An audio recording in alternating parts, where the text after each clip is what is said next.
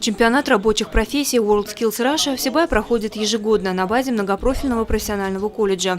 Учебное заведение не случайно выбрано одной из площадок проведения масштабного мероприятия, поскольку вот уже на протяжении последних нескольких лет его представители являются координатором чемпионата, а студенты колледжа занимают призовые места на различных этапах престижного конкурса.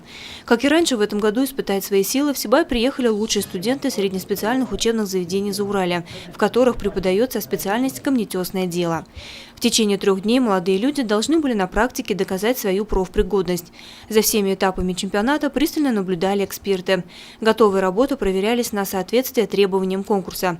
В результате среди 5 участников абсолютным победителем стал студент Сибайского многопрофильного профессионального колледжа Ильмир Саидбаталов. Эти 3 дня были просто замечательными, столько эмоций позитивных. Хотел бы поблагодарить всех своих учителей, кто учил меня, экспертов, участников остальных. Прежде всего, я узнал, на что я способен. Еще усерднее заниматься, готовиться к следующим соревнованиям.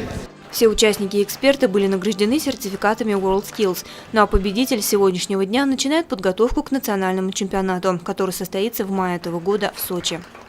Лиана Кириллова, Айгуль Хамитова, Али Кадыров, Гульгина Раскильдина, телекомпания СТВ.